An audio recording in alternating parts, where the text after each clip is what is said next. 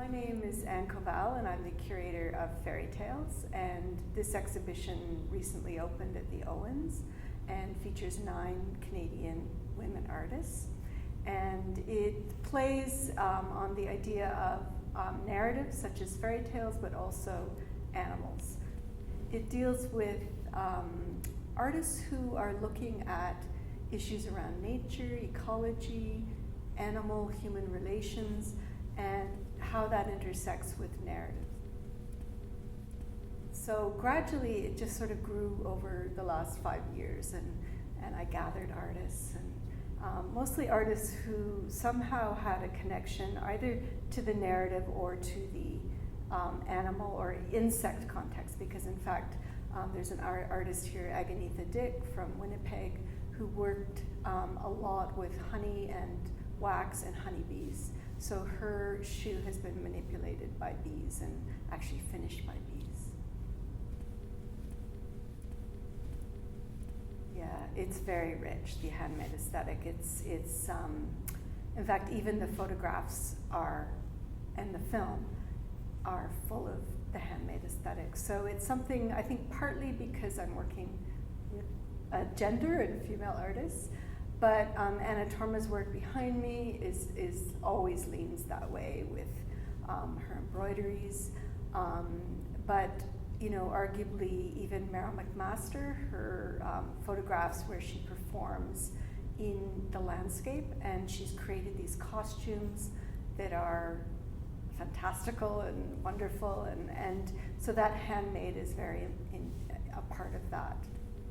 Amalie Atkins, her work, her film, she makes all the costumes for her performers, and so that particular work, even the installation of the felted sort of theater is the way she works and thinks about installation.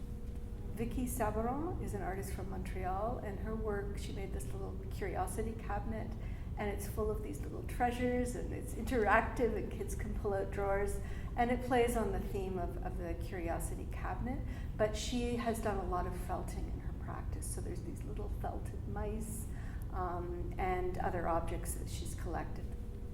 In the other gallery, there's also some bookworks that are by Sylvia Ptak, and Sylvia has done a lot of interventions in manuscripts and old books where she inserts these gauzy pages that they look embroidered, but they're not. She kind of pulls out threads from the gauze, paints them, reinserts them, and then loops them in an illegible kind of script.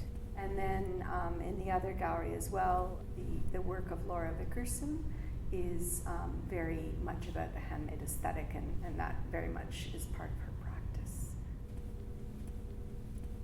A lot of the artists are working with sort of animal-human relations, but also some are very concerned about ecology and our landscape and how it's changing, and the intervention of man in the landscape.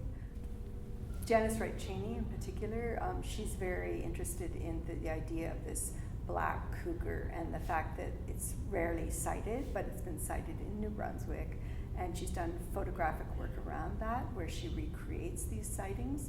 But she's also really concerned about ecological habitats and the fact that wild animals are slowly being encroached by suburban buildings, but also by forestry practices. Even Meryl McMaster is very interested in exploring a landscape that is constantly being challenged by human intervention. And she's very interested in relating to the deep knowledge of the land and of our ancestors. And I think that's a really important component of her work as well. I lean towards the playful in my curation, and very accessible subjects such as fairy tales. Everyone has read a fairy tale or they've seen a movie, like Shrek is a revised fairy tale, and so they all have that in their background, even kids. And so I really very intentionally was aiming to create a show that involved all audiences. It wasn't just a kind of visual art audience. It was much broader. And I think that it's paying off. I think people are coming and enjoying it and coming back to